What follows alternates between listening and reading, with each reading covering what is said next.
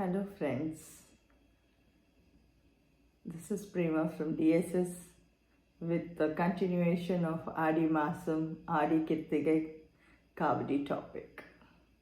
As we all spoke about what is Kavadi and its significance. We all know that Muruga is the son of Shiva and Parvati. He is supposed to be known as the Dravidian god. He is the popular deity of the Dravidian culture. And here, like what we call Muruga, Subramanya, Shanmuka, in North they call him as Kartikeya. So talking about Muruga, we know who is Muruga. Muruga has his consorts also, Valli and Devasena. We will talk about them. And a little bit about Idumban. Why Idumban carried those two hills on his hand, which is called Kavadi. So actually it was his guru, Agasthyar. Idumban was the disciple of Agasthyar. Agasthyar had commanded Idumban to carry the two hills on his hands, balancing with a stick from Himalayas to down south. And that is how he carried that burden, balancing on his two hands and coming to south. And near Palani, where Idumban and Muruga had to fight, and then Muruga had to kill Idumban. And Idumban's dying wish was that people whoever carry this Kavdi here to this place or to you have to be, all their wishes have to be granted by you. And then Muruga also agreed for that. This is what the legend says.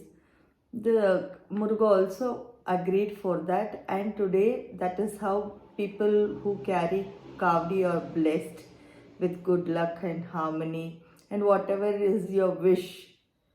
That is why the first puja also, as said by Muruga, the first puja whoever comes with the Kavdi is given to Idumban. So the first, when we step onto the hill, the first puja we do with the Kavdi is the Idumban puja.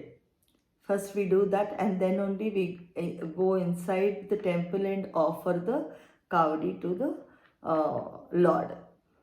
So this is about Idumban. So that is why we carry our burdens and leave it there. And now coming to the concerts, Valli and Devasena. Talking about Devasena, Indra was once in an exile in the forest after being defeated by the demons. And he was thinking about how to get back his glory, and he was walking around, and suddenly he could hear a lady's cry voice. And he went and saw the lady was forcibly pulled by a demon called Kesin, and he was pulling her. And then Indra went for a rescue. He fought with his Vajra and he rescued the lady, where he could find out that she was Devasena, the representative of the army of Devas, and she stands for Dharma. And this Kesin was a demon, and she had a sister called Daitya Sena, who was already married to Kesin. She was a representative for the army of demons, and she stands for Adharma. So she says that please find me a ideal husband who can secure the Dharma and who can overcome all these enemies. So Indra takes her to Lord Brahma, and Brahma promises that she will get a husband. Brahma promises for her to get a husband, and that is how the incarnation of Muruga happens, and who is also called Devasenapati. He is the army chief of the Devas, all the Devas. So He is also called Devasenapati, and he gets married to Devasena. Muruga's other consort is Valli. In the devotional hymn of Tirumuruga Trippadai, the love story of Valli and Muruga is very well said. Who is Valli? People call her Kurati, a tribal girl. But actually speaking, she was brought up in a tribal, uh, she was brought up by the tribal people. The tribal chief, once a tribal chief called Nambi, he had a lot of sons, but he always longed for a daughter. But he did not have daughter. But once when he was hunting in the forest and he was going around, he found a girl child in a hole, which was actually dug to take out the roots of the yam. And then he was so happy to find this girl child and he brought her up. She grew up in Nambi's house. Valli grew up to be a nice, young, beautiful lady. Sometime later, Valli was given the duty of taking care of the millet farm. So she was in the millet farm to take care until the harvest. Lord Muruga came to know about her beauty and about this girl from sage Narada, and he came down to impress Valli. Like a tree, took form like a hunter. He came as a old man asking for food, and Valli also feeds. And then he was very impressed, and then he asks whether you will marry me. But she was very hesitant. She would say, why would she marry an old man? And then suddenly a rogue elephant comes, and she is so scared, and she takes refuge in the old man's arm.